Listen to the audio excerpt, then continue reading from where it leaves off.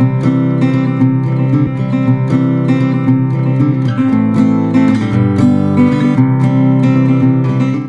नमस्कार, आयुर्वेद गुरु में आपका स्वागत है। आज स्टूडियो में हमारे साथ मौजूद हैं डॉक्टर पूनम विरमानी। डॉक्टर पूनम विरमानी को लगभग करनाल का हर आदमी जानता है, क्योंकि यह आयुर्वेद गुरु को लगभग पिछले 30 वर्ष से अपनी निरंतर सेवा दे रही हैं। इन सेवाओं में मैम गायनाकोलॉजिस्ट होने के नाते मैम ने बहुत सारे करनाल में बहुत प्रकार की अपनी सेवाएं दी हैं। तो मैम आपका स्वागत है। राधे राधे। मैम, यदि आपकी तारीफ में कहा जाए, आप जो हैं धन्वंतरी जी की पुत्री अगर आपको कहा जाए तो यह गलत नहीं है, क्योंकि आपने लगभग करनाल में हर बच्चे को एक नया जीवन दिया है। इसलिए आपको मैं प्रणाम करना चाहूंगा अपने दर्शकों। जो आज का विषय है यह एक बहुत मार्मिक विषय है, क्योंकि जो आज का विषय धर्म से रिलेटेड है। तो जो ये विषय है यह मार्मिक होने के साथ साथ थोड़ा सा कॉन्ट्रोवर्शियल हो सकता है। तो मैं मैम से पहला प्रश्न करना चाहूंगा, मैम ये रिलीजियस वेस्ट क्या होता है? जब भी हम मंदिर में पूजा पाठ करते हैं उससे जो भी वेस्ट निकलता है, जैसे हमारी बुझी हुई माचिस है, हमारी कोई भी मूर्ति भगवान जी की कोई भी प्रतिमा खंडित हो जाती है वो है, या जब भी कोई हम हवन करते हैं तो उस हवन की जो राख निकलती है, या कुछ भी जो भी हम कोई पुस्तक पढ़ रहे हैं जिस पुस्तक से हम पूजा पाठ करते हैं, यदि वो फट जाए या कहीं से बिखर जाए उसके पन्ने और वो पढ़ने के काबिल ना रहे, तो यही रिलीजियस वेस्ट है। ओके, तो मैम ये कितने प्रकार का होता है रिलीजियस वेस्ट? कुछ रिलीजियस वेस्ट ऐसा होता है जो हम उसको हम पानी में डालें तो वो घुल जाता है।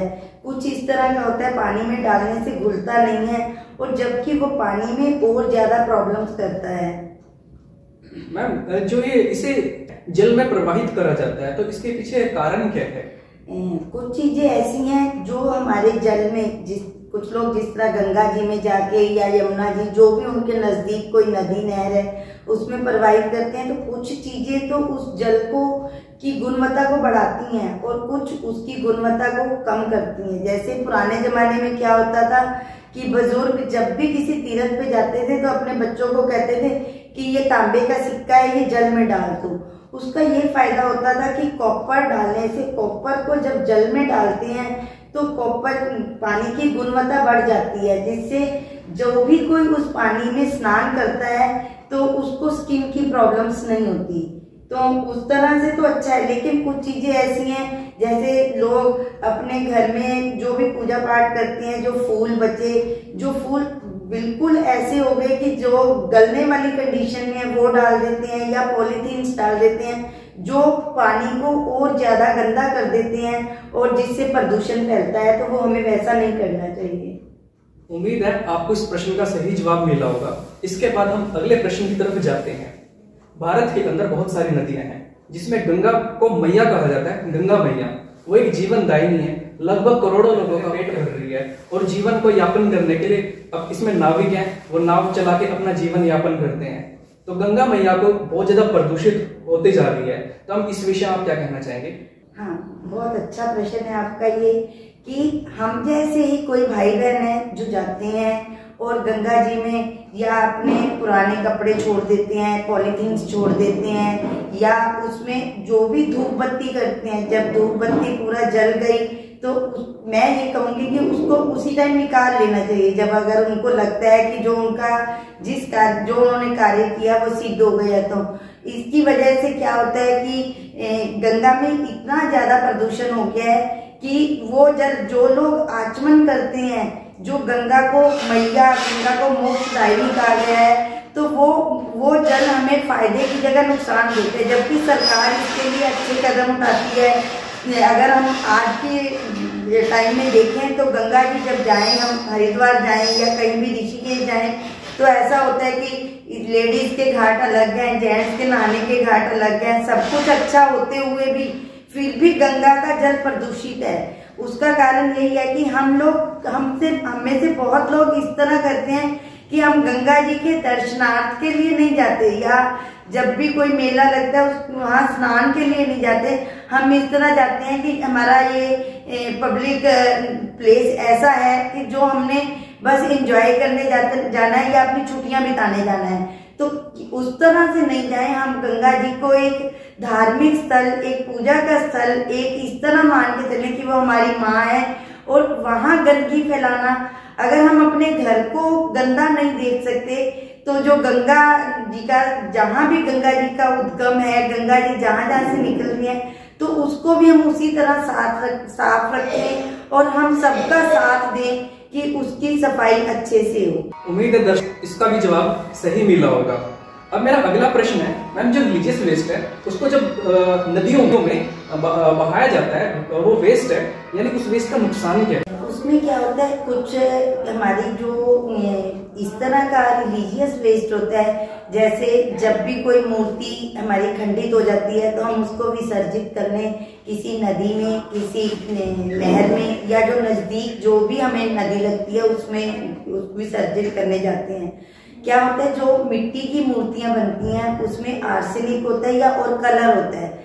जैसे कई बार हम देखते हैं कि जब गणेश जी का विसर्जन होता है या दुर्गा जी का विसर्जन होता है, तो जिस जगह पे हम विसर्जित करते हैं बहुत दुख होता है उस टाइम कि कुछ जल कम होता है वहां, और लोग अपने अपने जो भी उन्होंने गणेश जी का स्वरूप रखा होता है उसको ये पूजा के बाद विसर्जित करने जाते हैं, तो उनके कुछ अंग बाहर टूटे हुए पड़े होते हैं। तो बहुत मन दुखी होता है कि जिन गणेश जी को हमने 10 दिन पूजा पाठ किया, उनको अच्छे से पहले प्रतिष्ठित किया, फिर उनको विसर्जित किया, और वो इस तरह से उनके अंग खंडित होके बाहर गिरे हों, तो दुख होता है। और उसमें जो आर्सेनिक और कलर होता है, वो जो भी जल जीव है, जिस तरह जो हमारी मछलियां हैं, जो जल में रहने वाले जीव हैं, वो उस केमिकल को सहन नहीं कर पाते और उनकी कई जातियां इसीलिए प्रलुप्त होती जा रही हैं, क्योंकि उसमें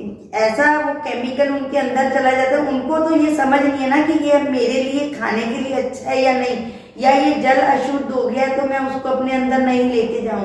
तो उस तरह से बहुत सारे तालाबों में हम कई बार देखते हैं कि इस तरह से होता है कि कुछ भी इस तरह कोई केमिकल आता है तो वो मछली वहीं मर जाती है। तो इसलिए हमें इस तरह की चीजें उस जल में इस तरह विसर्जित नहीं करनी चाहिए कि हम अपने अपने फायदे के साथ साथ हम उन जल जीवों का भी फायदा सोचें। इसके बाद अगला प्रश्न है, अभी आपने बताया वेस्ट 2 प्रकार के हैं, एक बायोडिग्रेडेबल, एक नॉन बायोडिग्रेडेबल। अब जो बायोडिग्रेडेबल वेस्ट है, क्या वो ऑक्सीजन लेवल कम करता है? हाँ जी बिल्कुल, वो इस तरह से होता है कि कुछ वेस्ट इस तरह से है कि जो हमारे पानी में जितनी ऑक्सीजन है उसको कम कर देते हैं, और जो जल जीव हैं उनको अपने जीने के लिए जितनी ऑक्सीजन चाहिए वो नहीं मिल पाती। और दूसरा, जो लोग अगर हम हरिद्वार या ऋषिकेश जाएं, कुछ संत ऐसे हैं कि वो सिर्फ आचमन के लिए नहीं, पीने के लिए भी वही जल यूज करते हैं।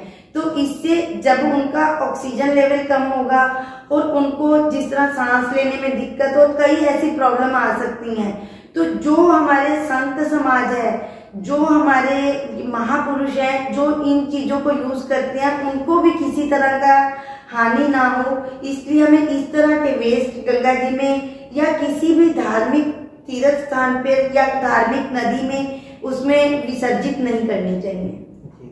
तो आज का आखिरी प्रश्न है, इस प्रॉब्लम का अल्टरनेटिव सॉल्यूशन क्या है? कहते हैं हर प्रॉब्लम का अल्टरनेटिव और एक यूनिक सॉल्यूशन होता है। हाँ, मैं उसके लिए आपको थोड़ा अलग अलग बताना चाहूंगी कि जो हमारे मंदिर में अलग अलग वेस्ट होता है, जो जैसे हमारे मंदिर में जैसे माचिस की तीलियां हैं, या जो हमारी कोई किताब खंडित हो गई है, तो हमने उसको हमने जला नहीं सकते है ना, क्योंकि उस पे कुछ इस तरह होता है कि आजकल जो लोग एडवर्टाइज करते हैं तो उस पे किसी ना किसी भगवान की फोटो छाप देते हैं एडवर्टाइजमेंट के लिए। तो उन चीजों को हमारी धार्मिक भावना होती है कि हम इसको जलाना नहीं है इसको, तो उसको हम मिट्टी के नीचे दबा सकते हैं। और जो इस तरह की चीजें हैं, जैसे गणेश जी का स्वरूप है या दुर्गा जी का या किसी भी भगवान का जो मिट्टी से बना हुआ स्वरूप है, तो मैं ये कहना चाहूंगी कि उसको हम अपने घर में कोई बड़ा सा टब ले लें या कोई बड़ी सी बाल्टी ले लें जिसमें वो स्वरूप अच्छे से समा सके, तो उसमें हम जल डाल दें और धीरे धीरे वो अपने आप ही विसर्जित होता रहे। और जैसे ही वो विसर्जित हो जाए तो हम अपने गमलों में वो पानी डाल सकते हैं। वही वाला, एक तो जो हमारे गमले हैं, एक तो उनको जल मिल जाएगा, और दूसरा जो हमारा ये धार्मिक भावना है कि जो हमारा ये भगवान से का विसर्जित जल है ये पैरों में नहीं आएगा, और दूसरा किसी भी जल जीव को या किसी को भी वो हानि नहीं पहुंचाएगा। दर्शकों, उम्मीद है आपको आज की वीडियो पसंद आई होगी। मैं डॉक्टर पूनम वर्मानी का दोबारा धन्यवाद करना चाहूंगा कि उन्होंने अपना कीमती समय निकालकर सेशन को पूरा किया है। धन्यवाद।